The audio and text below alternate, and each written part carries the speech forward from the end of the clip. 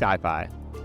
How do we see this space playing out? We're moving out of this day where there's just these bespoke billion-dollar satellites created by the government where only a few people could use them.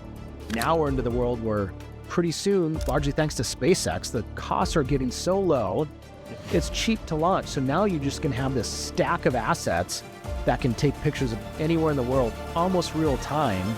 And so it's going to be a commodity. Luke Fischer is the co-founder and CEO of SkyFi, an industry-leading Earth observation marketplace based in Austin, Texas. He was an entrepreneur in residence at Shield Capital, where he focused on investments in space, autonomy, AI, and cyber. There's so many satellites being launched, so many analytics being created that you just need this one-stop shop platform to manage it all.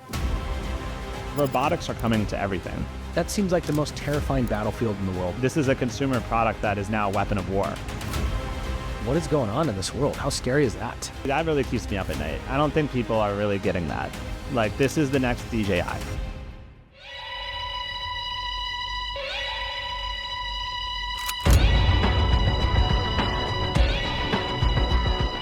Luke Fischer, here we go. So you're the CEO of SkyFi, Yes. and this is like a satellite imaging.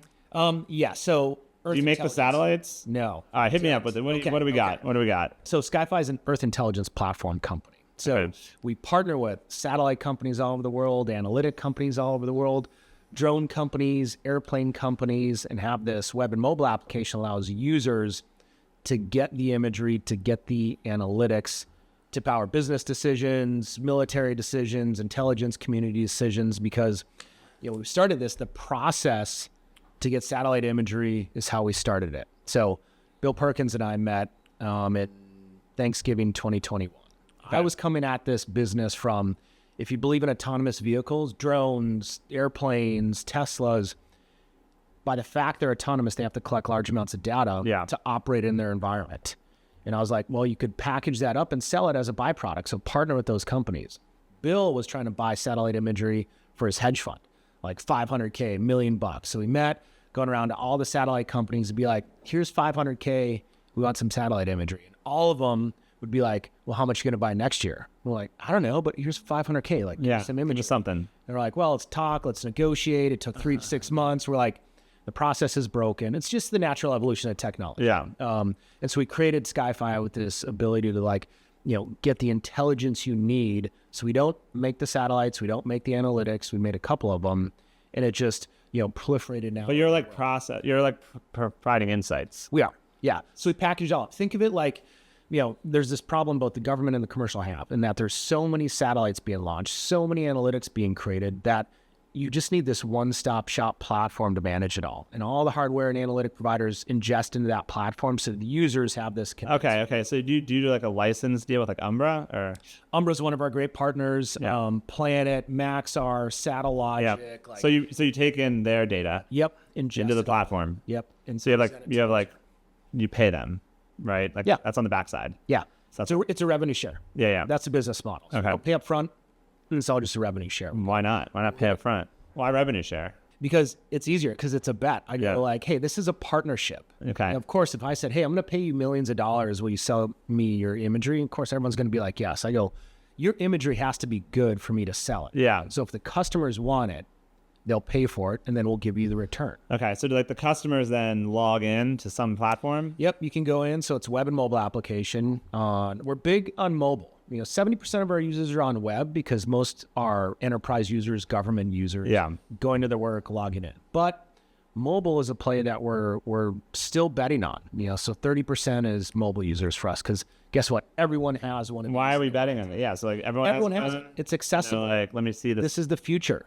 So you can go to the SkyFi app on the Apple App Store or Google Play Store, download it, and start tasking satellites with a couple button presses. Now, this didn't exist before. Like if you were to say like 30 years ago, hey, everyone's going to have this device in their hands and you can task a satellite while you're eating your breakfast in the morning, people would be like, no way, that's James Bond stuff, that's spy stuff. And now my daughters do that. Yeah. And that's where we're at. So it's this natural evolution. We just had the insight from the customer standpoint to go, let's make it easier. It's the natural evolution of this technology. And of course, everyone should have it. You got kids? How many? I've got 2 daughters. I have a daughter. Yeah. How old are your kids? my oldest is going to turn 18 less than a month. Okay. And then my youngest is a sophomore. I thought we were like the same age. We might be. Yeah, we might be. I don't know. Yeah. I'm 38. I'm 44. Okay, all right. Well, you got kids younger than me. We did, yeah. It was in the I was in the military for a long time. So it's kind of like that military mindset where you have some stability, you know, your job, and military just generally have kids a little bit younger, I think. What was the journey to entrepreneurship? Oh, geez. Luck and timing. Luck and timing. Luck and timing. So, you want the life story? Yeah, bro. Obviously, we got the life. This is your part. This is the #1 defense tech podcast. So this is where you tell everyone your story. So I've heard. Yeah. I've heard. I had no idea about the Army. Never grew up going like, I want to fly helicopters. I want to be in the Army. My mom worked at the high school. So I'm from Ashland, Wisconsin, small little farming town right on Lake Superior. And a girl that graduated a year ahead of me got an ROTC scholarship. And so I was friends with her, and, you know, my mom worked at the high school, and my mom came to me one day. She's like, hey, sign this paperwork. I'm like, yeah, cool, whatever. I signed this paperwork, and it was an ROTC application. I didn't know what ROTC stood for. I was like, okay, free application to go to school. I was going to play football or hockey. Next thing I know, I got an ROTC scholarship for the Army. I think I got one for the Navy and maybe the Air Force, and I picked the Army. Then I visited where this girl that graduated a year ahead of me went to school at Xavier University. Okay. And so I'm like, cool, it's a big city outside. It's in Cincinnati. Yeah. A big city outside of my small town, Ashland, Wisconsin. Is the only school I looked at. I'm like, good, I'll go there. So I show up day one, like a little bit longer hair. I think I had this like peace sign necklace on and, you know, kind of like hippie kid, not hippie, but, and then thrust into the like Army ROTC. Yeah. You know, so went through ROTC. I didn't know the Army had helicopters. I didn't know anything about it. And so I got more involved in ROTC. I really liked it. I liked the discipline, like the fitness side of it. And then 9/11 happened my senior year. That changed everything because typically during that period, there wasn't a lot going on. So you serve 4 to 6 years, go do your thing and get out. Well, 9/11 happened my senior year. And actually the plane that hit the Pentagon hit the ROTC part of the Pentagon. So normally you find out what you're going to do in the Army your senior year in the fall before Christmas. That's cool. And then you graduate and then you go. Well, we didn't find out till April and we graduated in May. So everything got disrupted. And as crazy it was, because it was very manual back then, this is now 2002, they sent out a list. I know it's a long story. No, this is good. A list with all the ROTC job assignments. So at school, you're in school, you put down, I want to be an aviator, I want to be in the infantry, blah, blah, blah, blah. And so everyone ranks their choices, and nationally they go, here's the list. And everybody finds out what they want to do. And they sent out the list, and almost everyone got their first choice. So everyone's like pumped. They're like, oh man, in my class, I think there was 3 or 4 of us that got aviation. Yeah. And everyone else was celebrating, like, oh my gosh, this is great. About 3 hours later, the ROTC professors call us. They're like, nationally, they sent out the wrong list. They screwed it up. And so a couple hours later, we got the actual list. Everybody's changed almost. So I was the only one that got aviation. Everyone changed. There's people like, some people had, their dads were aviators. They're calling like, hey, I got aviation. Then like 3 hours later, like, never mind, I'm going to be a military police officer. So it was this crazy start to my military journey. We're going like, man, this is unexpected. Like, one, how can you screw up a national list like that? But it happens. Yeah. So the chaos. So got selected to be an aviator, went down to Fort Rucker, Alabama. That's where the Army does their flight training. Roll Tide. Yeah, there you go. This is southeast Alabama, too. Dothan, Alabama, Enterprise, Alabama, not much going on. Yeah, I know. I went to high school in Mississippi, so. Okay. So learned how to fly helicopters. Yeah. It was about 18 months of flight training, and then got stationed at Fort Drum, New York. And I was a reconnaissance helicopter. So scout attack. It was called the Kiowa Warrior. It's now in a museum. They don't fly it anymore. So what's it called? The Kiowa Warrior. Kiowa. I got it. Yeah, I think it's Kiowa. Kiowa Warrior. This is where you flew? So I flew, yeah. Flew it. Oh, shit, dude. This thing looks dangerous. It is. It was dangerous, yeah. But I hate helicopters. Why? They're scary. Dude, Kobe died. Yeah, that was Pilot Air. Pilot Air. Pilot Air. Let's go with it. They seem rickety as fuck, though. Yeah, I mean, it's all in the skill of the pilot. Yeah. Most of it, and the maintenance side of it. So, what do you think helicopters are in the age of drones? How do you feel about it? Man out there. I think they're, manned aviation in general is decreasing. There's definitely a limit. I spent a lot of time in the drone world at Uber, and we'll get to that side. Okay, cool. Where it just doesn't make sense anymore. Like, and there's the technology exists. Like I was at a electric aviation company called Joby Aviation, which is building these electric aircraft. I know them, yeah. And it was all, for the most part, remotely piloted. So the technology exists. There is the human factor in what I flew with the Kiowa Warrior. We had this big mast-mounted sight. So it was a thermal camera, a day TV camera, a laser rangefinder on it, so you could scout out and see a lot. But the environment we flew in Iraq was a lot of human eyes. Like you're moving so fast, we're dodging antennas on top of buildings and hopping over power lines and looking out. That's how we did the mission. We didn't look at the site because it was too slow, and you're looking close in. But yeah, so I learned how to fly helicopters. Then I went to Fort Drum, New York, and then almost immediately right to Iraq. I spent a year in Mosul, Iraq, where that's the second largest city in Iraq besides Baghdad. For a year straight, we would fly in 4-hour blocks, 24/7. Yeah. So Kiowa Warriors, we'd recon, scout, supporting the ground force commander. And I remember the first day where, we trained up in a location just south of Mosul, where it was just kind of like in the desert, big runway and stuff. And we'd, make sure the guns worked, make sure the missiles worked, the Hellfires, the rockets. And then we would tune the radio to hear the frequency that the ground force was talking on in Mosul, Iraq. And no kidding, it was just pure chaos. Like guys screaming for support, like, hey, we're taking fire. So you're just like the first time hearing this in your headset, a live view of what war is like. And so then we moved up to Mosul, Iraq, and we'd fly in these 4-hour blocks. Yeah. And it was just like a ping pong game. We'd bounce around the city, hearing, going from firefight to firefight, engaging the enemy, getting shot at. It was just life. And at first you're like, man, I'm like 24 years old. It's this young crew going into Iraq for the first time. I was like hoping to survive. Yeah. Fortunately I had, quite a few friends killed, in the helicopters because, that was our mission. We're there to support the ground force. And so it was just a crazy journey. So, did that year in Iraq, came back for about a year and then went back again. This time it was just north of Baghdad. And the same thing. It was just supporting the ground force. Reconnaissance mission is what the Kiowa Warrior's for. And so you're just hunting for all kinds of things. ID emplacers, vehicles that match descriptions that, did some events. You're chasing vehicles, chasing humans, middle of the night, daytime, and just pure chaos. Pure chaos. It was. But then you get kind of used to it, unfortunately. You're like, okay, the first time you're there, you're like, adrenaline's just peaked by month 8 in a 12-month deployment. You're just like, man, all right, you're just doing the same thing. This is your life. This is your life. All right, so you were ROTC, I was ROTC. Oh, I didn't know that. I was Navy ROTC. Oh, okay. At Penn State. Okay. We both have daughters. We both have similar body structure. So, we're basically the same. We're both entrepreneurs now. That's it. So, okay, sweet. Okay, and then you met, basically so much in common. It's insane. I can't believe we just... live in Austin. Yeah, we're finally just doing this. Where do you live? Out in Lakeway. Okay, yeah, cool.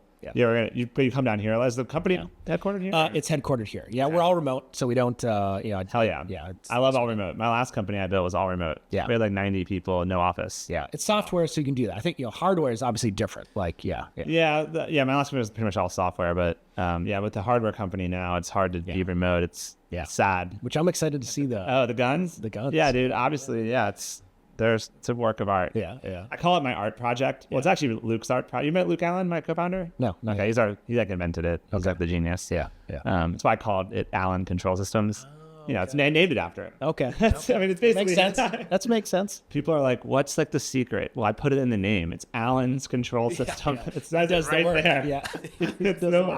Yeah. It's it. Okay, so, all right, and now we're here for A4A. Yes. Austin for America. This is going to come out after Austin for America, so keep that in mind. But this is like a thing you're going to be doing every year, or what's the... I don't know. We'll see. Okay. We'll see. Austin for America.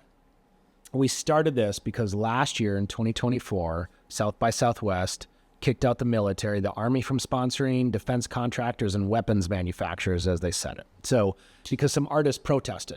And again, great. People can protest, but I think it's really nearsighted for them to go like, hey, let's kick out the military and silence this huge voice, especially in Austin.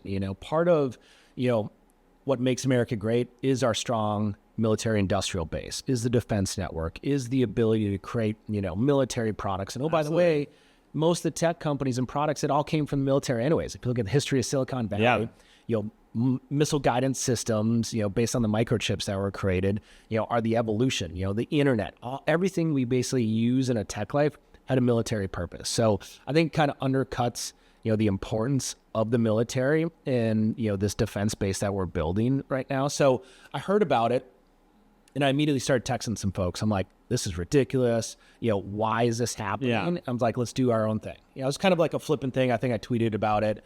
And immediately people were like, fuck yeah, let's do it. We got to do something about it. Do something about it. All right, well, I'm excited for it. This is my first South by / A4A, first A4A obviously, but just first time being down here in general. I've always in my adult life avoided it. But I've seen outside, we were just walking here, they wrapped all the railings downtown. You've seen that? They wrapped the trash cans. Like, it must be that Cooligan time here at South by. It gets crazy. I mean, my first time, I've only been here like a couple times for South by. And the first time I attended, there was a space talk. So I went to the space talk in one of the conferences, and it was I think it was Gabe from Umbra, Topher, who runs Albedo, a couple other people on a panel talking about space. I'm like, okay, this is cool. Well, I walk out of the space panel into a bunch of people in furry costumes.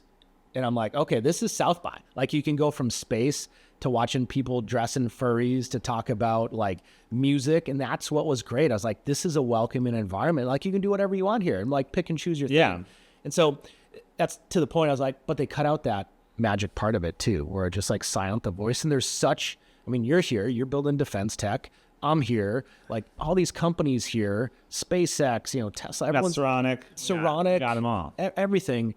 To cut out a piece of the community that lives here, supports Austin, was crazy. So that's pretty messed up. It is, and I think they'll bring us back. I think they'll. I think so. They'll realize the error of their ways. I think so. I mean, it was inevitable. When we started Austin for America, I was like, okay, a couple hundred people will sign up. And then as we started going, we just got this immediate support. It's all through sponsorships. It's free. The last thing I want to do is charge a couple $1,000 for a startup to come. Yeah. It has to be free. So the sponsorships piled in. As of today, we've got like 1,500 people that signed up. That's sweet. Yeah. What are your thoughts on the government travel ban from Trump, though? Is it going to ruin our event or It's not. So most of our folks are not military people. Okay. Yes, some will be impacted, but most are coming from the community. Most are the investors, the founders. Also, a lot of people live here in the DIU, all the innovation hubs. Yeah, so they're here. And we've got a really good funny story. The keynote that we had scheduled was from Dan Kane. Yeah. And so Dan's become a friend of SkyFi. He retired. He's a 3-star general that was retired. So he and this lady who works with me, who's a big part of Austin for America, Kate, her and I were talking. We're like, Dan's in. He's going to give this keynote about like, what got us this far in this American century, what's going to get us next far. Then he, about a week and a half ago, he was texting Kate and I. He's like, some things are changing. I might not be able to make it. I'm like, oh, okay. I'm like, family issue or whatever. Then the next day, Trump is like, I've nominated Dan Kane to be the chairman of Joint Chiefs of Staff. So I'm like, okay, that's a pretty good excuse. We'll give Dan a pass on that. But it was awesome to see. We almost had him. Almost had him. Oh, almost had him. But now we've got Brigadier General Troy Denami from our Futures Convention. Yeah. And so I think he is perfect. We searched, all over, like, hey, Troy's the man. He is. That's what I hear over and over. Yeah. Where he sits in the integration, the technology. He's like a real war hero. He is. Yeah. It's going to be great. So I'm pumped about that. But we were scrambling for a little bit. Like, shit, we need a keynote. It's got to be big. Yeah. Have you ever been to, I was just actually with Troy like a couple weeks ago at Caroline's at the rooftop. Oh, yeah. We did it after a demo. We demoed our turrets and I want to see. And Ayan Naveed. Yeah, he's coming tomorrow too. Yeah, we did like a joint event there for like some of the military people and stuff after one of our demos. Yeah, building missiles, gun turrets, all kinds of shit. Yeah, just everyday stuff. Everyday easy stuff, Okay, so that's exciting. So it's Wednesday to Saturday. Tonight, Wednesday, we've got a reception, like VIP, some sponsors, and you're coming a little bit of a pre-party. Yeah, and then all day Thursday. Yeah. Thursday is really focused on the dual use investors, tech, how do you build for America? And then Friday, it's a little bit of a shift. We still have some of that, but it's a lot about the health and wellness and mind, because that is also a national security issue. Yeah. With the rising obesity rates, recruits literally can't join the military because they're too out of shape. Yeah. So, where we see like big pharma and the big food industry is really having national security impact. So we've got, discussions on plant medicine by Dr. Greg Fonzo, who's at UT Austin and leads the psychedelic research focused on special operations veterans and how to minimize the effects of PTSD and TBI for, decades of war. Sweet. Yeah. So it's going to be great. Okay. Back to entrepreneurship then. Yes. So then you were ROTC, or you got out of the military and you started doing other jobs? Yep. So I went to business school. So it was my time. I went to the special You went to business school to learn business. Business. Got it. Business stuff. Yeah. From an Army guy. But I spent most of my time, after I flew the Kai Warrior, I went to the special operations side of the house and did that for the majority of my active duty time. Okay. It was my time, just on the career advancement as an officer, to leave the special operations community and go out to the regular Army. Were you like in Tampa or SoCal? No, I was in Virginia. Okay. Virginia, yeah. And so I was like, I don't want to do that. Special operations kind of spoils you a little bit. And I was also looking at, I had dozens of deployments under my belt. 2 daughters that were entering this critical phase of starting to become teenagers. And I'm like, man, this is a time where the family gets a vote. So my wife and I had a long talk and let's take this path where I joined DIU as a reservist. So I was there for about 4 years. So I finished out that 20 years of service. But then a buddy of mine from the Army started working at Uber. There's a business unit called Uber Elevate. It has the electric aviation initiative under Uber, where the long and short of it was like, well, why don't you just take a helicopter or an electric aircraft instead of a ground vehicle for Uber, and it'd be that faster? Because congestion is only getting worse and worse. Majority of people are moving these dense urban environments, and just like Austin, traffic gets crazy. So just supplement another mode of travel, and that's an aircraft. So I was there for about 2 years. I was head of flight operations for Uber. When I tell people are like, head of flight operations for Uber? What is that? So we stood up a bunch of trials, with how could this digital system, be integrated and work really well to save people time. And so we stood up what was called Uber Copter in New York City, where you could take a helicopter from Manhattan heliport to JFK. Yeah. But it was full end to end. So you're just in the Uber app. Yeah. I'm familiar with it. Yeah. That's cool. So that was great. So it was cool. It was a trial. And then I was like, I want to go do something a little bit more towards the hardware side. So there's one of the leading companies in the world, Joby Aviation, based in Santa Cruz. I joined them to lead government operations. The contracts with InQtel and the Air Force and, all that type of stuff. Yeah. I was really involved in the flight testing, coordinated a lot of it at the flight test facility. So joined them for about a year, but then I was like, I want to do my own thing. Yeah. I want to get to my own thing. So I joined Shield Capital. Shield. Yeah. With Raj and Philip Bilden. Yeah. I think they passed on our Series A, but I like those guys. Yeah. We'll see how they do. Yeah. So it's good because it's all veterans there. Big thing of DIU. Yeah, Raj was like DIU director before Doug. I think. Yeah, he was. Yeah.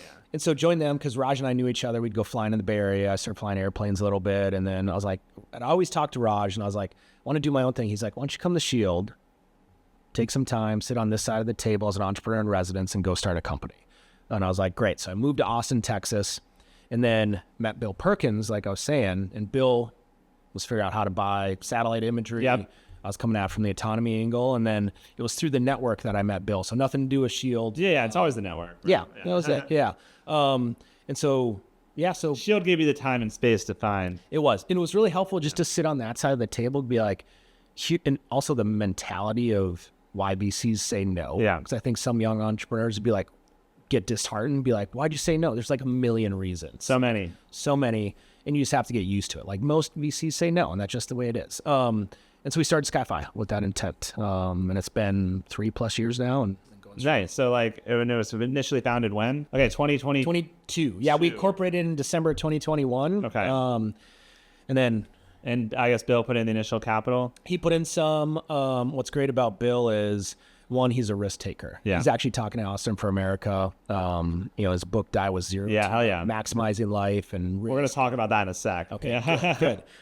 So he put in some, and then I don't know if most people know this too, Bill is also a poker player. Yeah. And so we had a bunch of his poker buddies come in too, and then some, from my network, some VCs, dual use investors, start that initial capital. And then we built the team really quickly. Okay, how much initial capital? So we raised $10 million in 2022 right away. That allowed us, because we saw there's some competitors out there. We're like, it's timing. Like, you got to hit it fast. We got to hit it. Let's go. Instead of doing the typical, like, raise a $2 million pre-seed and like build slow and get traction. We're like, screw it, let's go big. And that's what we did. And I think that bet paid off. Yeah, you got to do it. We got to do it.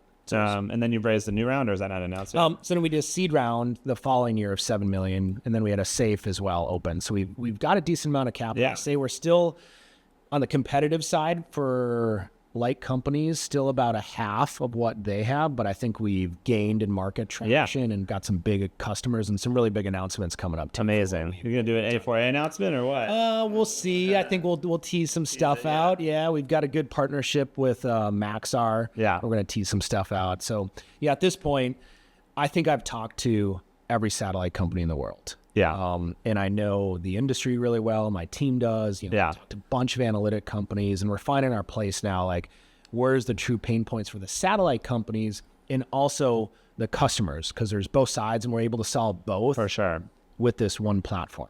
That's really cool. Yeah, these take a lot of capital. Yours actually doesn't take as much capital, maybe, because you have these partnerships. Yeah. And you're not doing hardware. Right. But like, especially in space. Like, we've raised $43 million now, and it's like, it still takes a lot of capital to build a robot. It does. It's like, yes. Like, even with that much money raised, which seems like a lot, you're like, well, I'm still building robotics. Right. Yeah. Right. It's crazy. Well, at Joby, I think we'd raised, I wasn't a part of the raising, $1 billion. Yeah. So it's like, how much money does it take to build an electric aircraft? The answer is a lot. A lot. Probably takes $1 billion. Yeah. You know? Yeah. The FAA, because we did there's historical, the FAA to go from a new aircraft to a certified aircraft is about $1 billion in 7 years. Yeah. And that's a typical airplane, not an electric aircraft. Yeah. It takes off vertically and goes horizontally. It's all battery powered. So. I hate those. The VTOL. I love it. No, man. So like the Harrier or whatever. The V-22 or the Osprey.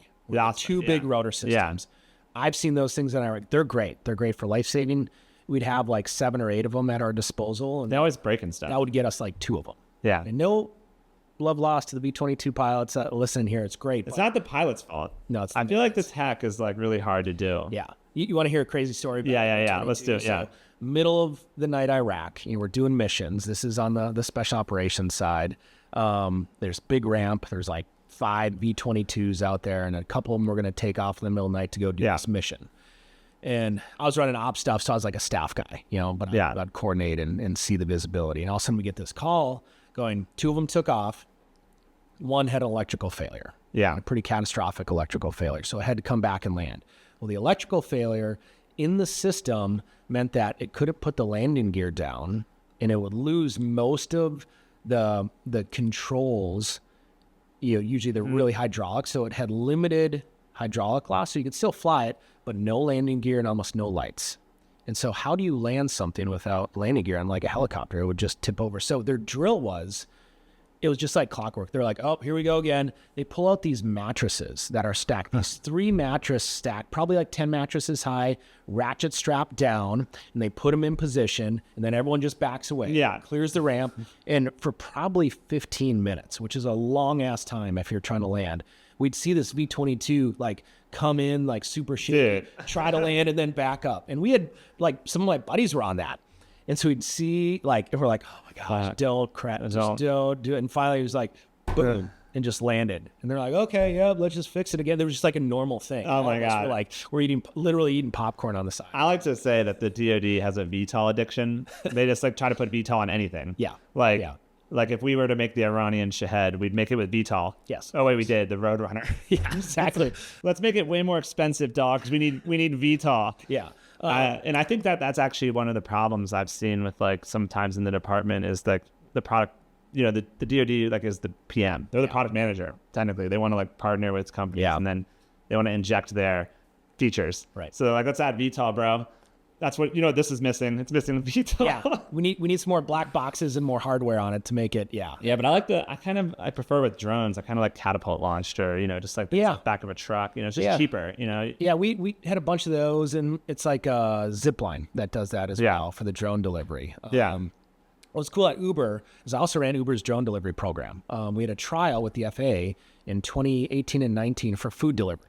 And so we delivered the first McDonald's cheeseburgers to, I think it was like one of the mayors or a resident in San Diego. That's great. We would test there. But with Uber, it was the same kind of model as SkyFi. We're like, we're not building our own drones. We're going to partner with the best And if you got a good drone, bring it in. And it was amazing. Yeah, bring all that's these really drones. I'd watch drones start on fire in the test range, crash, like everything. Because we were testing them to the limits. Like, how can you deliver a payload? And it was modeled after the McDonald's payload, one of the most delivered things on Uber Eats. Yeah. Because we partnered with Uber Eats internally. So it was this business case of like, if you can cut down the delivery time from 45 minutes to 11 minutes, that's a huge cost saving and just zip drones around. So that will happen. It's just taking time. In the FAA, bless their hearts, in 2019, they're like, at the end of this year, we're going to have certified drones. And we're going to expedite all you guys through this process. And I think here we are in 2025. And there's not really much progress. Well, I mean, that's fast for the government, dude. Come on now. We're still expediting. I know. Maybe Doge will fix it. Doge. Oh, yeah. The Doge. Yeah. Man, that's crazy right now. What's going on? Yeah. It is. I don't know. I think it's needed from a cost cutting. Because, I mean, there's just so much fraud, waste, and abuse going on. If you're in the military, you see it. It's all the time. You see it. And my take is we're trying to trim all the fat, but we're going to cut into some muscle, and it's going to hurt for a little bit, and we'll just try to repair it. And it's, mistakes will be made. Yeah. But what percentage of your clients or customers are defense? So in terms of numbers of customers, there's a minority are defense. But revenue, yeah. Majority coming now, especially this year. That's cool. Yeah. But I guess you could sell, private commercial, like they want it for hedge funds. Like Bill wants everything. It's real estate. It's agriculture outside of the government. Agriculture is one of the largest purchasers of geospatial technology. Yeah. And it's crazy stuff. We hear new use cases every day. We had this one company go, I'm either going to use SkyFi or I'm going to buy my own Pilatus aircraft and fly it up and down the Mississippi to count the barges. And we're like, well, you should use SkyFi. It's a lot more cost efficient. Then they use it in Indonesia to measure palm tree heights to determine palm oil production. Yeah. They use it for livestock. So like commodities traders want to know this stuff? Yeah. Everybody does. Commodities traders are some of the ones that hold the data most closely. They're like, I don't want anyone else to know I'm using this. And we're like, all your buddies are using it. It's like, bro, we all know we're using it. Yeah, we know we're using it. It's kind of like today, people go and they like look around and be like, I use AI at my company. We're like, of course you do. Like everyone uses AI. Who's not using it? That's like saying I use email now. Like, of course you do. So the defense use cases are like, I guess talk to me about what, not classified stuff, just like high level, obviously. Yeah. The main thing we're doing for defense right now is just making the users, so Space Force is our customer. Yep. There's users in there that their job is to support the combatant commands. So they have all these requests that come in. It's kind of some benign stuff too. It's like illegal fishing and border crossings and maritime vessel detection in the South China Sea. But their problem still is there's so much data out there. They don't know what's the best, relevant, current. They have some contracts. They're like, well, we use these companies. When you have companies like Umbra and then Albedo, who will be launching here soon, that have amazing technology that actually better in some instances than the defense technology. So for sure, we're just trying to aggregate it all. Shout out to Gabe. Gabe. Yeah. I told Gabe you were coming on. He's like, all right, make sure to get me in there. Make sure to get me in. I'm not going to talk about unit economics. Gabe, this is where I'm getting you in right now. This is the segment. Yes. You did it, bro. Yes. And he's talking at Awesome for America too. Yeah, no. Gabe's a good guy. Yeah. We just had a nice little dinner party at his house. He's a fun dude. Good. I love him. Yeah, good. Okay, so the platform is a SaaS model. Well, I guess they don't do SaaS in the government? No. So it's like licensing is what we're doing. Yearly fee? Yep, yearly fee. So it's like SaaS. It's they just don't want to call it software as a service. Right. The government's allergic to that. Yeah. Same thing. So we just enable them to do their missions faster. We do the analysis. The current process, which is crazy to me, because everyone thinks the government has the best, the fastest. It still takes forever. In a comparison is, my teenage daughters can task a satellite with eating their breakfast, but a soldier on the battlefield cannot, and that's a problem with their existing technology. Yeah. It's this bureaucratic chain of, just like when I was a helicopter pilot trying to figure out an LZ in the middle of nowhere, I'd have to request from an analyst. I'd be like, I want to land in this area. Yeah. The analyst would go, okay, let me look at it. They'd talk to the intelligence officer called the J2, then the collection manager and another collection manager, and they literally have Excel spreadsheets that prioritize these assets over time and space, and eventually it comes down. But that's what our platform does. It goes, well, the algorithm goes, cool, that's the best satellite to take, Steve's image direct to you. And that's where the future is for us. So that's the problem we're solving. So the current process they had, it's like 7 to 19 days to get their stuff done. Yeah. we're able to do in like 3 to 5 hours. And that's still slow. That's sweet. That's still sweet. slow. I mean, that's good. It is. So what's like the I guess the product roadmap, like some of the stuff to improve the platform. And by the way, you should also send some like screenshots or demo clicks so we can overlay it. Oh yeah, like, so that people, I mean, it's nice clips for you, bro. We love. That'd be awesome. Yeah, we love our marketing and socials. So what's the what is like the roadmap? Next? What are we improving on? The next year or two? The big thing is speed. So right now we made monumental improvements on how to task satellites and get the analytics for it. Like you drag and drop a box, you hit submit, you can check out the credit card or if you have an invoice or whatever, and that's it. So that's very fast. And then it'll point the satellites there. Yeah, so the satellite's already in orbit. Yeah, but do you make like a request to the satellite providers? Yep. Through the backend API or something? So it's all through API. That's the only way to scale it. That's awesome. Prior to this, for the most part, it was phone calls and emails. That's how they're doing business. And so they submit on their, the satellite company would submit their request where it's like, well, just do it in API and get the humans out of the loop. So that's what we do. But that is still part of the problem. Yeah. Image will always tell a great story. Yeah. But it's like the so what, especially with Umbra as an example, SAR, or there's other, SAR companies like ISI and Capella, where you get to that data-rich image of a SAR, you need a computer to do the work because it's black and white and you can kind of make out what it is, but you have to go, what am I looking at? What vessels are here? Classify these vessels for me. So it's the analytics on top of the image, which is really where we're going. But more important is not to have a user have to drag and drop a box, then click analytics. It's AI. And I say AI, and we're actually got a really unique... So more automated. Yeah, more automated, where I go, show me all the vessels in the South China Sea over this location. Enter. Done. Task satellites, analytics, delivered to the user. That's where we're going. That's hot. That is. That's what we say. That's hot. That's hot. That's hot. That's super, super hot. I think I get like a free license, right? Yes. Yeah, of course. Yes. Of course. I don't know what I would do with it yet. But we got to integrate it with the bullfrogs somehow. Yeah, like I want to know more about the bullfrogs. Yeah, we'll chat about it. But so that's the product roadmap. Engineers are mostly distributed. Yes, cranking. Yes, and largely when we started this, I'm like, I do not want to hire from the geospatial imagery because what do you get? You get that bias of going like, well, we have to do it. Talk about the resolutions and the pixels and like the revisit rates. I'm like, nobody gives a shit about that. They go, can I get my image? Yes or no? Can I scale this product via an API? Yes. So I hired from Exuber engineers. A good buddy of mine, one of his West Point classmates was in Bulgaria. So Bulgaria sends people to West Point, very few. And so he was a JSOC buddy of mine, and he's like, hey, you got to talk to my buddy. So I ended up hiring him as our head of engineering. And then Uber has a big nexus in Bulgaria of engineers. Even though you can't take an Uber in Bulgaria, they have the edge, They have Yellow is what it's called, like a yellow cab thing for their app. So from them, bunch of ex-Uber engineers, bunch of like fintech, AI folks all over the world going, this is the team that can scale, understands product and customer better than anyone else. And now we've got geospatial folks that have come along. We have hired some folks from Maxar and NGA and NRO that understand it as well, because now we're getting into the classified stuff. How do you see the space playing out then? You mentioned you raised capital, there's some competition, you have the data, you have the actual, so the way I'm doing it, tell me if this is wrong, we've got the satellite people that are like Umbra sending satellites up, they're like getting the data. Yes. And then we have the analytics and intelligence platform, SkyFi. How do we see this space playing out? Like, where's it headed? Because obviously the data providers are going to want to get some of that. Yeah, too. And they do. Satellite imagery is becoming a commodity. I liken it to what we saw in Iraq. As a helicopter pilot, like supporting a ground force mission, they're assaulting a target, going to get some bad dude.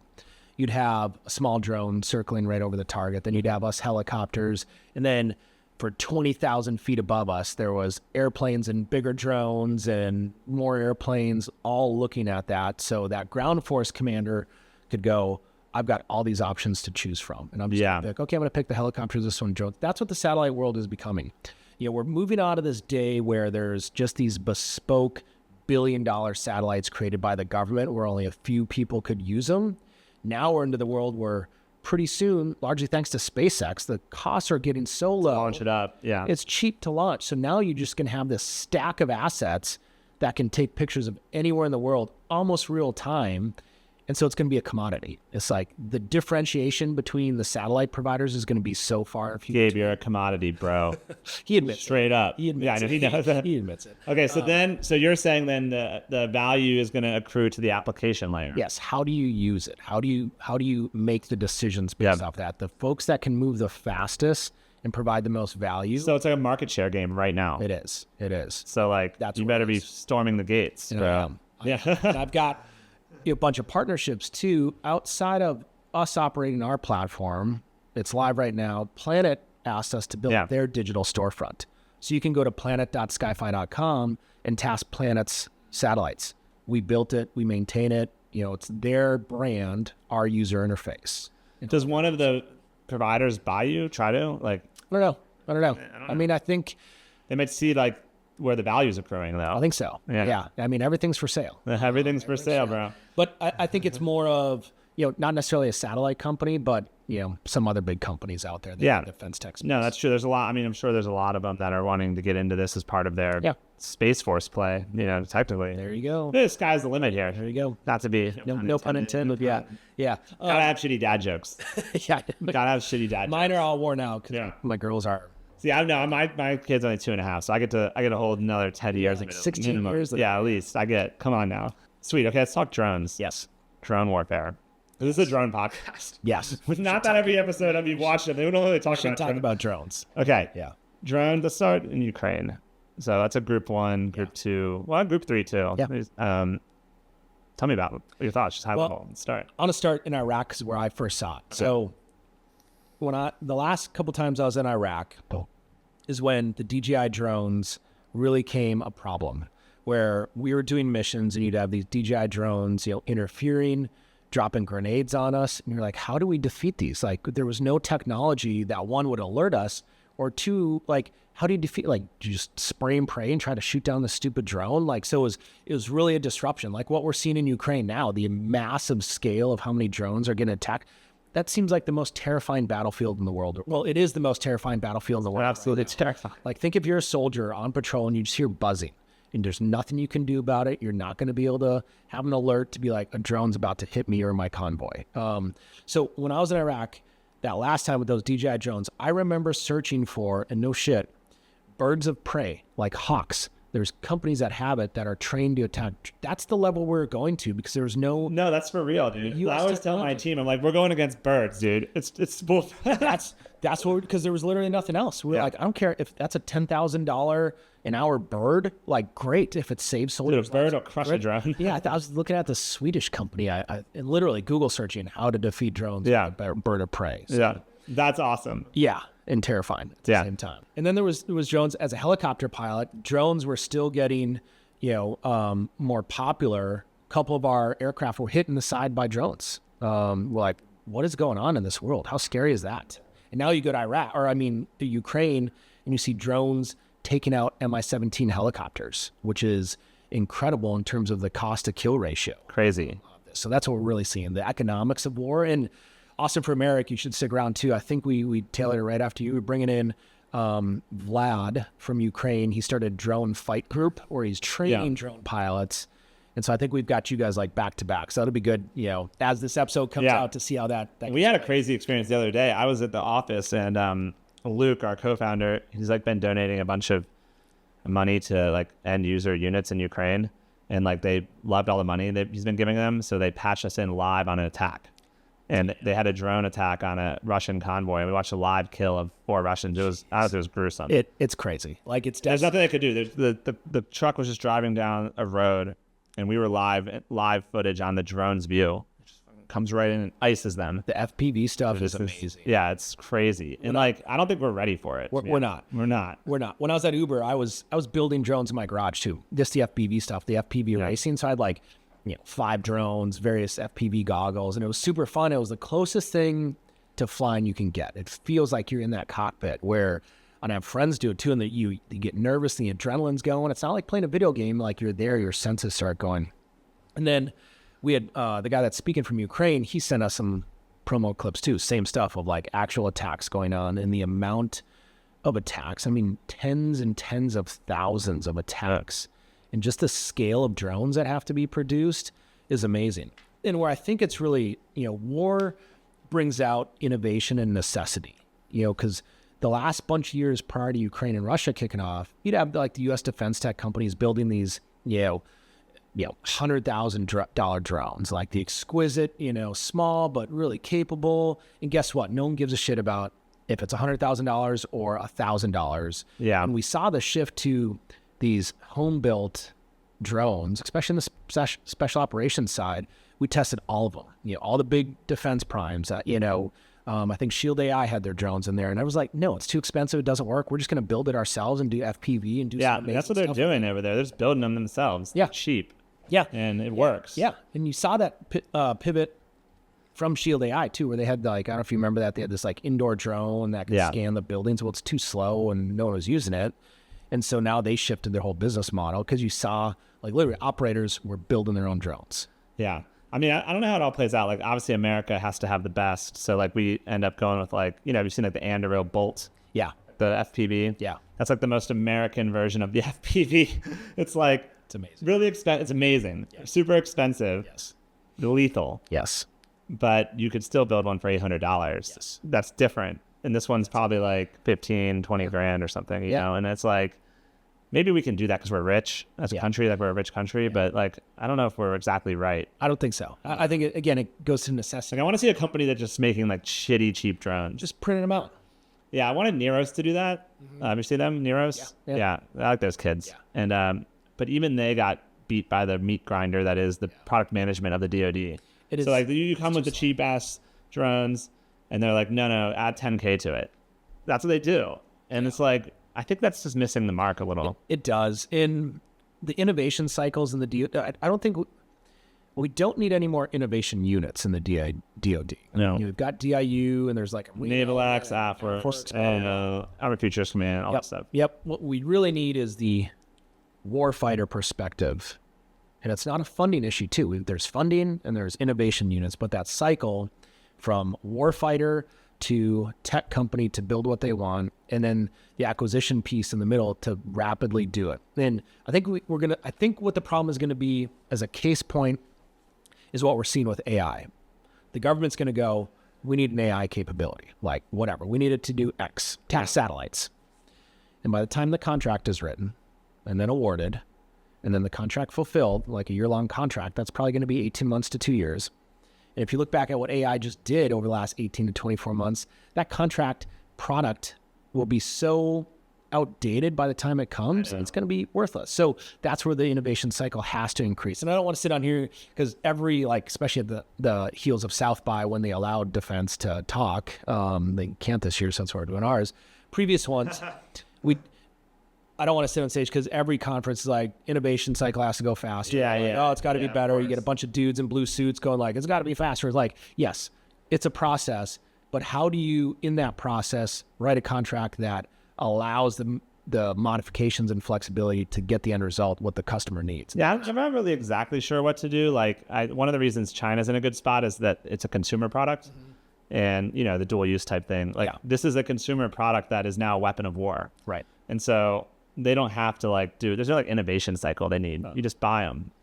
And so we need something I would like to see a company just almost totally ignore the DoD and build the cheap consumer drone. Yeah. I've seen some companies trying to do something like that. Yeah. Well, it's kind of what Anduril's doing. Not cheap, but they're just we're going to build these products. We're not going to wait on the government to award us a contract. But they're not cheap. No, that's the someone could still come in with a $800 drone. Yeah. I think we're going to see them. They're out there. And I think it's actually it's not the frame of the drones. It's the technology and the sensors. The GPS denied environment capability is something that's pretty new that's coming out that I've seen that, that is inevitable, especially if you look at. Yeah, I'm an investor in Vermeer. It's a GPS denied plugin. Yeah. I got to pump my investments on here. That's what I do. Best company ever. Yeah, honestly, any VCs listening, Vermeer's, they're raising right now. They're crushing it, obviously. And mark up my deal.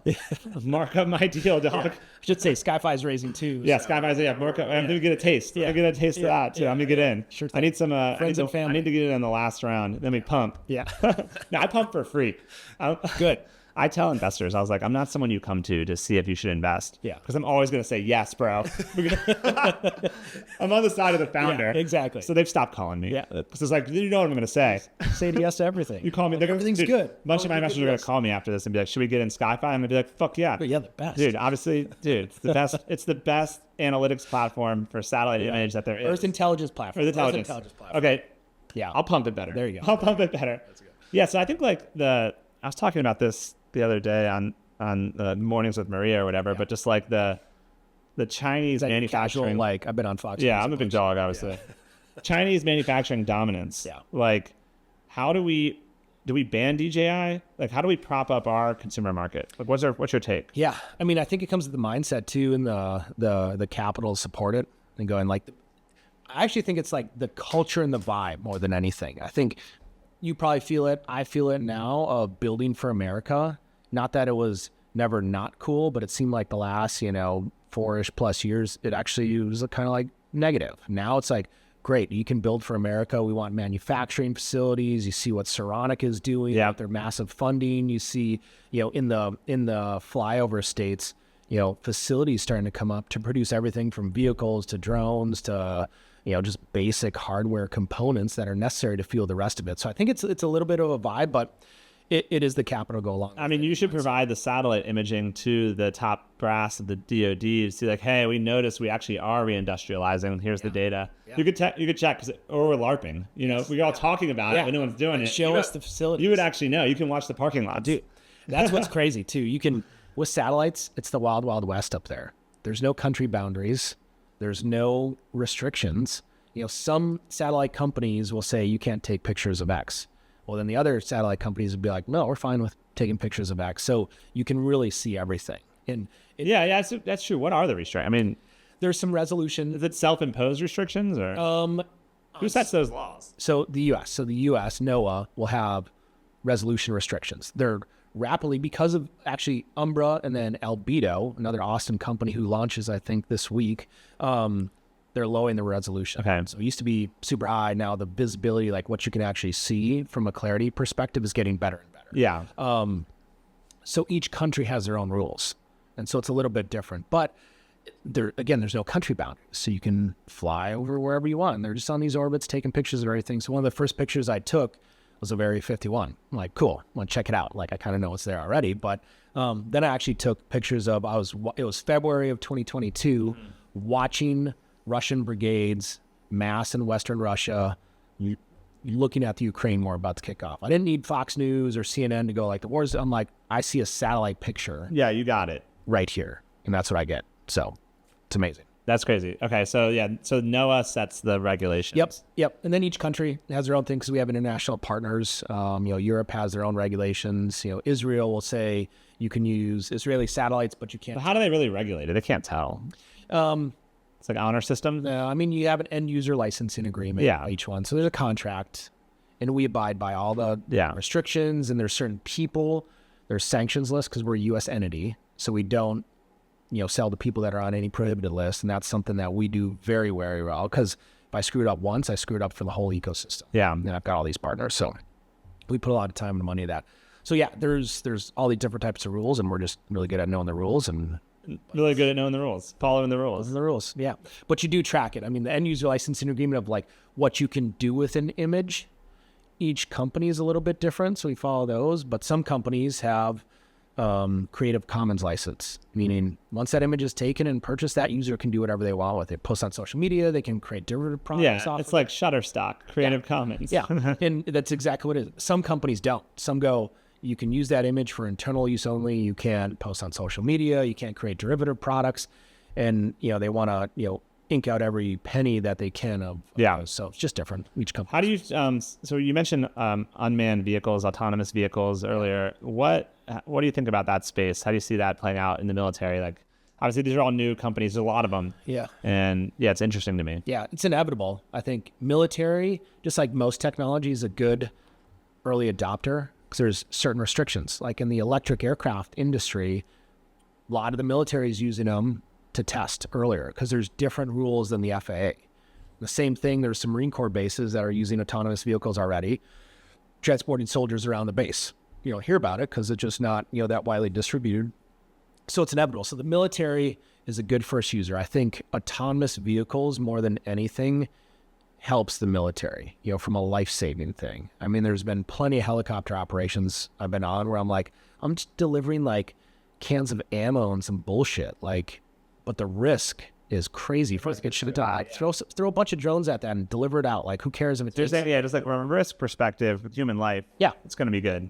And then logistics, but then also mission calculus, risk calculus, planning operations. If there's a pilot in a jet dropping bombs is drastically different than if it's a Predator drone, because you can't risk life. And if that goes down, then the whole mission changes to saving that pilot or the technology on the aircraft, where you can see it. Predators and the drones they have longer station time. I always make fun of the jet pilots. They check on, they'd be like, yeah, we've got 11 minutes of station time to support you guys. We're like, 11 minutes? Like, this Predator can sit there for 16 hours and then drop a Hellfire, just as easy as you can. So autonomy is the way to go. I know Elon said it at some, I don't know if it was the Air Force Academy or some big speech years ago. He's looked out to all the pilots, is like, your days are numbered.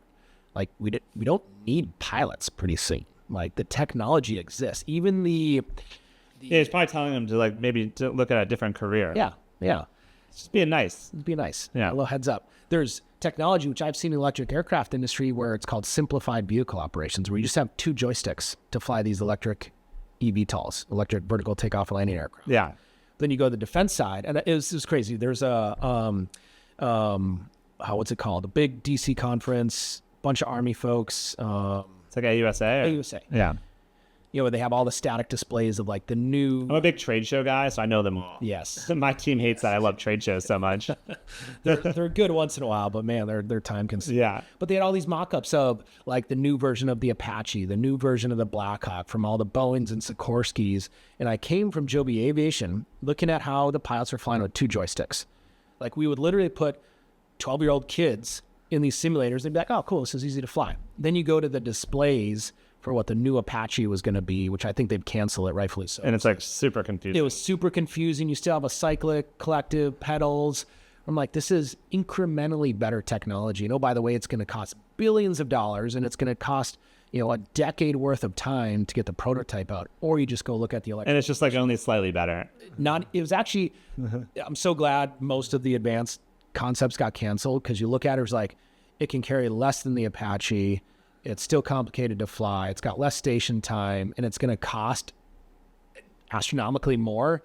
What program office said, yeah, it's a good idea, let's do that? Yeah. And they had a replacement for the Kiowa Warrior, and it was the same thing. It was just this huge monstrosity, and we're like, the Kiowa Warrior could do it. And so there's this thing. Well, that's the military industrial complex. It is. They're just the beast that makes those wants to make the new one. Yes. Got all those people wrapped up in it, Yes. It's the big pride. Yes. And I love a lot of general officers, but you see at a lot of the defense primes too. They retire out of the military, then they go work for the defense primes, and then it's that system which you got to break up a little bit. You need the innovators. I'm pretty familiar with it. My dad worked at Northrop Grumman for 33 years, so which is great. The defense primes are great. You get great products out of it. But now we're at this phase where it's just a little bit too big and burdensome, where they're not moving fast. If you look at the origination of those defense primes in World War II, how fast they were pumping out aircraft, producing 6,000 bombers a year was amazing. And again, back to the point of Ukraine-Russia war, is out of necessity. Yeah. So we're seeing these drones come out of necessity. And so unfortunately, having been a part of, a couple decades of war, it takes war to build out necessity. So I wish we could get better at predicting. We've never predicted the next war. Yeah. It's always it's unpredictable. Yeah, no. But what is it going to be? If it's going to be China, is it going to be this maritime autonomous battle with companies like Saronic and Swarm Aero, which is another cool. Yeah, there's a bunch of them. Yeah. Armada. There's a bunch of them. I like all of those boats. I'm a Navy guy. Yeah. So I'm into it. Yeah. My sister was just visiting in town. She's a commander in the Navy. Oh, really? We're a Navy family, pretty much. My dad was in the Navy too. Cool. I showed her a tour of Saronic. She really liked it. Pretty awesome. Yeah. Yeah, it's pretty awesome. Yeah, I know Rob and... Rob gave us the tour. Yeah, Rob's like, why is this guy crashing my tour?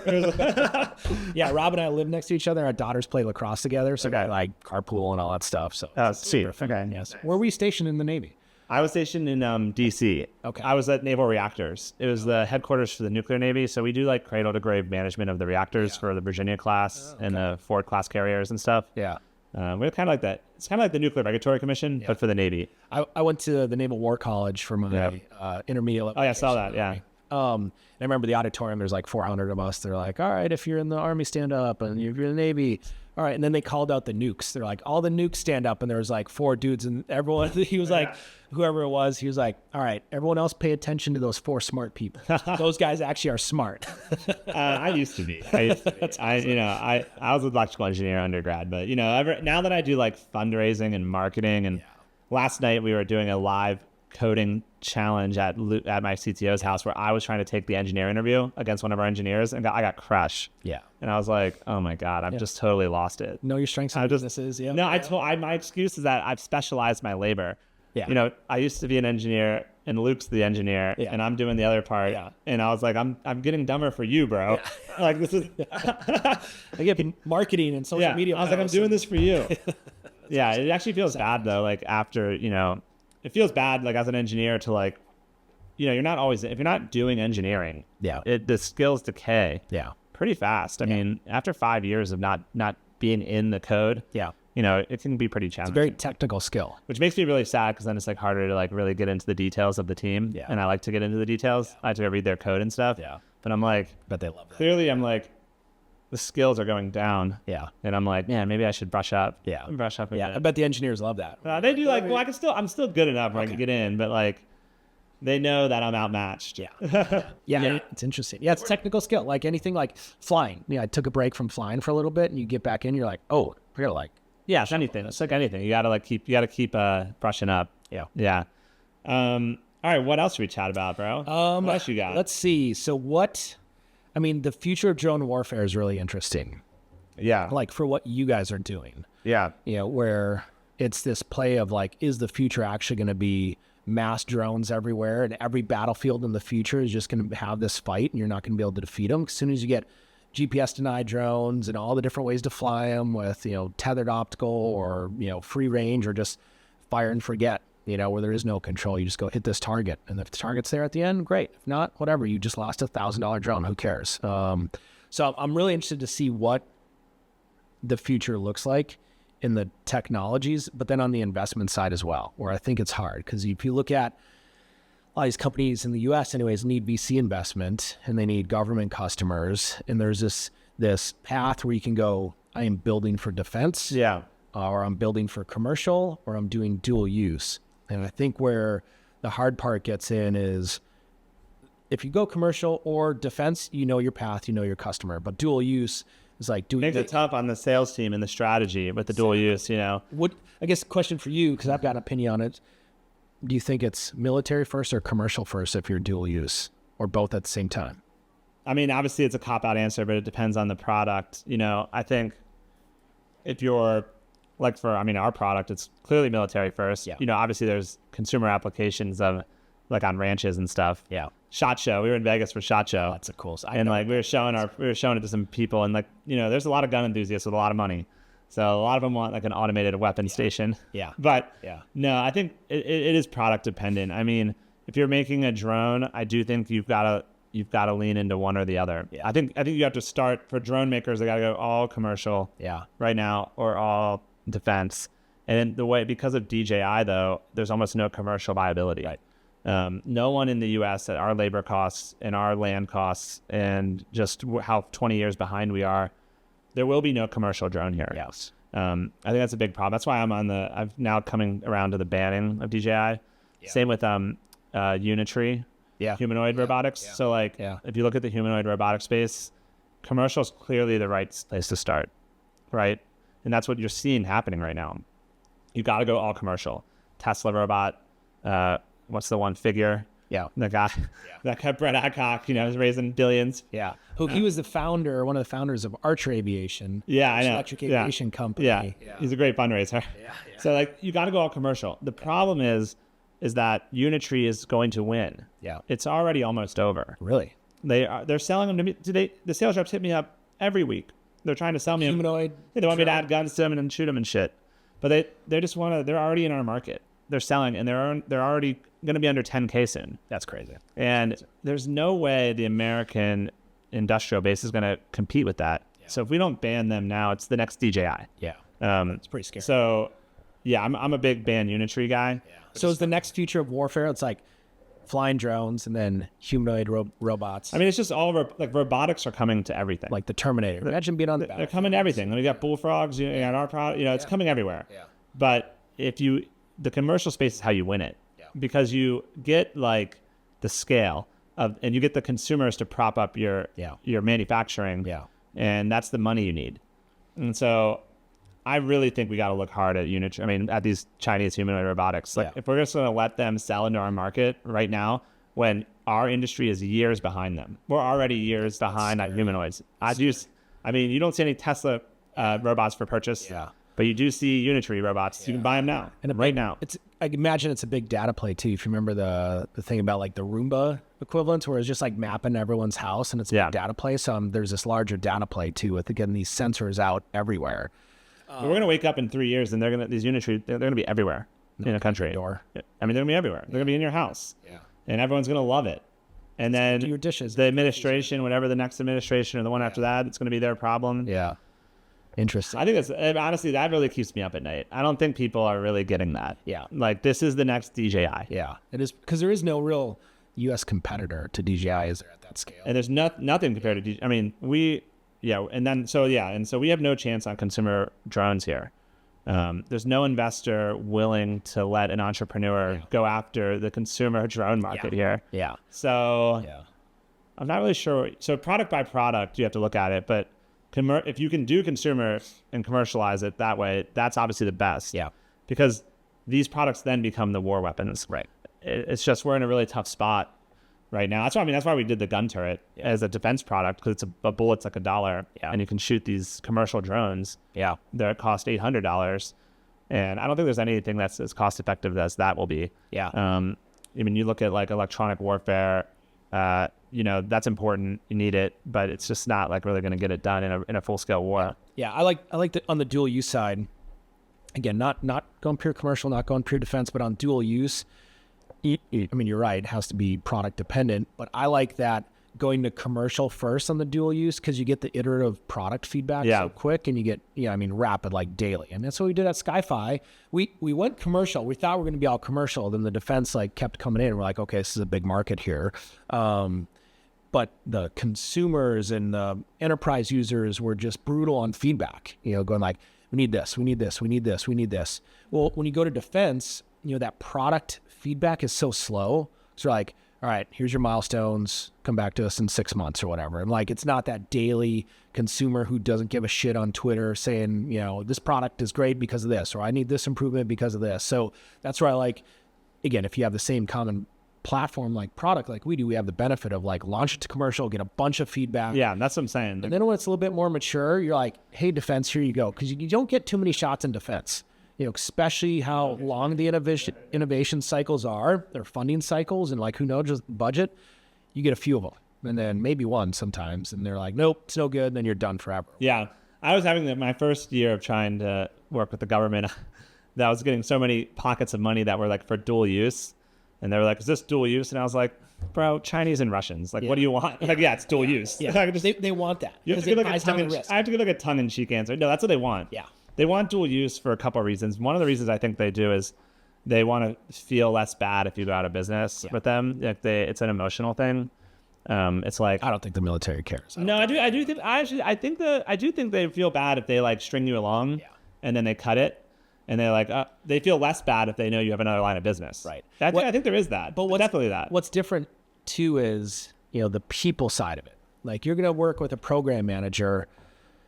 And then 2 years, I mean, you're in the Navy, I was in the Army, they're going to go to another duty station. So it's like this recycling of people. And at some levels, But there's always a civilian SES. They always remain. There's also part of the problem. Yeah, but there always is. Like they're all, at the end of the day, I teach my team that. I'm like, look, there's military people. They come and go. Right. But the deep state remains. Yes. And they're there. They're always there. They are. I actually, when I got my house in Alexandria, I was like, this is where the deep state lives. I want to be near them. And I put an office in downtown Delray, which is like this cute little town of Alexandria. and I have our like ACS sign. I'm the only tech company on this street. It's all like coffee shops, and it's like very crunchy. And I get so many passersby that email me. They're like, "Hey, I just saw this. I didn't never heard of this defense company. It's in our little town now." It's like, yeah, I put it here for a reason. So you see it every day when you walk to St. Elmo's coffee shop. Yeah, and then buy your dog treats at the bakery for dogs. One thing I've noticed is that display advertising like is the best. Yeah. Like if you can get like something in a small town where they live, or like a little part of the city, or like the metro, it's DC Metro. Yeah. Like display ads, people really overvalue that. Are you guys big? I mean, I know a little bit, but are you guys big on socials? Pretty big on social. I mean, we do the podcast, obviously. Yeah. We're working on like the LinkedIn and Twitter. So LinkedIn's really where the government customer is, you know, more than X. Yeah. Like we see a shift a little bit. I agree. It's LinkedIn. Yeah. LinkedIn, I think I use it. It kind of sucks. They haven't updated anything. No, they haven't done anything. Microsoft, you know. Yeah. Well, now they're busy with AI and stuff. So I hope so. But we're intentionally very big. And I don't know how many times I've heard from our government customers like, "Hey, Luke," or, you know, the SkyFi brand account, "We saw this product update. We saw this. This is great." They don't like it. They don't engage, but they see it. It's out there. They see it. Kind of your point. You just kind of have to be everywhere. You have to be everywhere. It's in there. But I think you got to add display ads to your like billboards. Yeah. No, I'm telling you, it's really good. It'd be good. Like, got to put it where the Space Force is. Where are they? So they're in Colorado. Well, LA, Vandenberg Air Force, right south of LAX. Oh, did you just cover that? We should. Display ad. I'm telling you. It's a small base. It's so easy. It'll be cheap. It's a good idea. And it's so good. They will love it. Yeah. You'll get all kinds of emails. And we use Brex for our company credit card. You can buy like all the points and billboards and stuff like that. I'm going to definitely try that out. So there's some big Space Force conventions or Space Symposium. I mean, like for $15,000, you could get like a billboard right by them. Yeah. And I think that you'll see. Just like the names. Get your sales team ready though, because the inbound's coming. Give me I could be your part-time CMO, dude. There you go. You got this free lessons. Yeah, it's part-time. No, actually, I really do think that my last company, we didn't really do any marketing. Yeah. And so we were the fourth of our competitors. We were like fourth best at marketing, I would say. Yeah. But our sales and engineering were good. Yeah. Our marketing was bad. And when I started this company, I was like, Luke, we're not going to do that again. That was annoying. I hated being like the least marketed company. And because marketing is like how you start the distribution engine.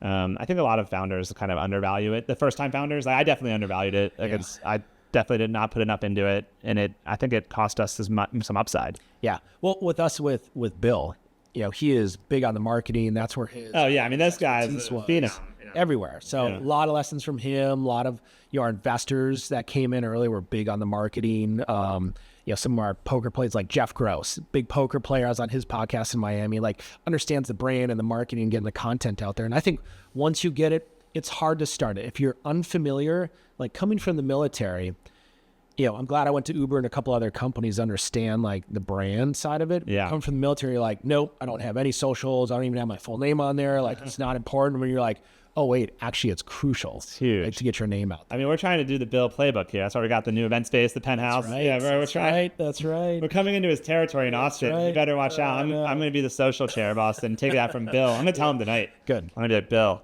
I'm the new sheriff in town, dog. I'm not.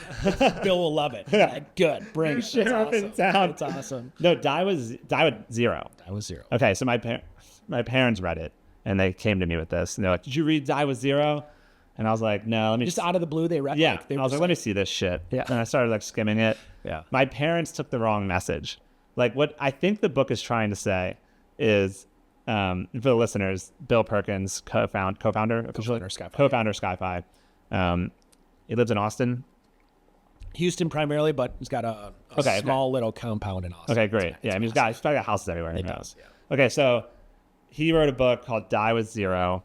And the message, I think, in the book, tell me if this is right, is that you shouldn't like wait till you die to like then give your inheritance to your kids. Yeah. You should use it now to like enrich your life and spend more time with your kids. So like if you can help, if you're upper middle class, you could spend some of your money you're going to just die with, and you could just like help your kid with a down payment on a house next to your house so you could be near them. Yes. That's like the kind of thing. That's really like there's this period of like, adults in their mid 20s to early 30s. That's where if they were to get an inheritance of some point, that's where you can make the most impact in your life. Yeah.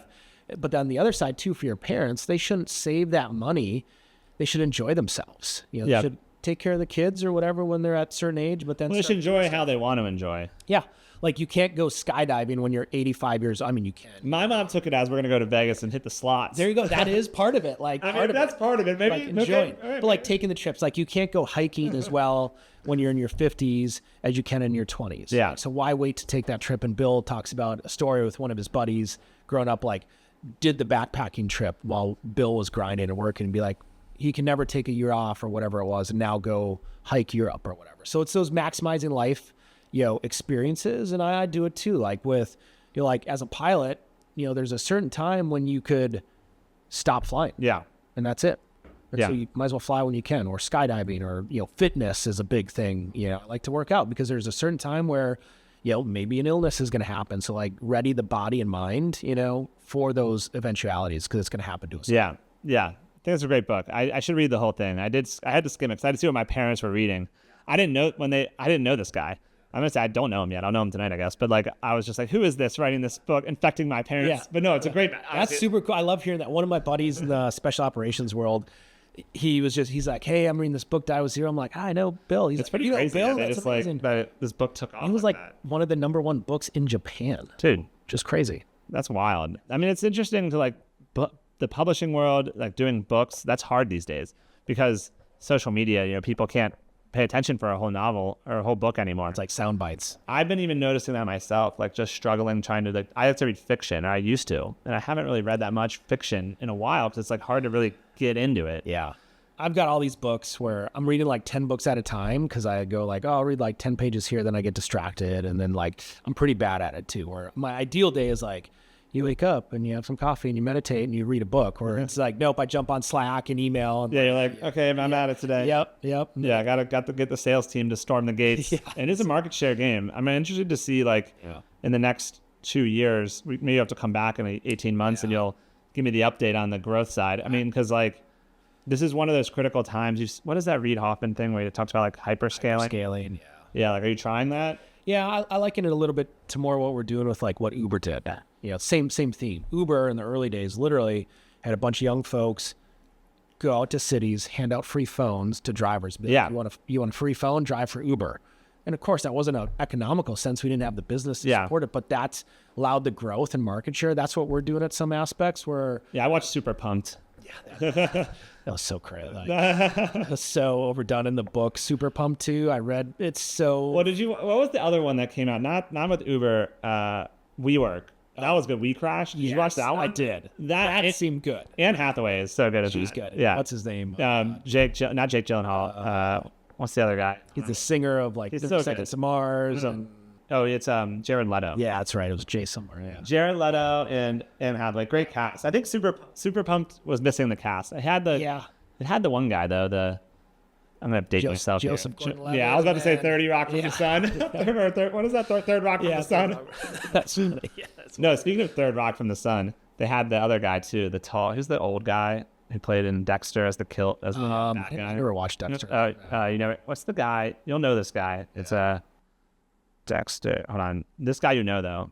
This Third Rock from the Sun had a lot of good actors that became like bad guy. It's this guy, Arthur Mitchell. Oh, that's the character name. This guy.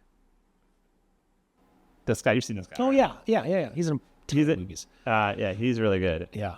John Lithgow. That's right. John Lithgow. He's a great bad guy. Yeah, he is. He's a great bad guy. Do you do movies? Do you watch movies or no? You just too busy. I do. I try. Like usually I have something on the background or something. I've got this horrible habit at night, which I'm getting better at, is like my mind. I can't shut it off. Yeah. So I like fall asleep watching a movie, and it's like the best sleeping pill ever. Literally, I was like 5 minutes in, I'm like out because it's where my mind is just on the phone. If I'm just sitting there like go to sleep, I'm like SkyFi, Slack, business, blah blah blah, and I can't shut it off. Yeah. So.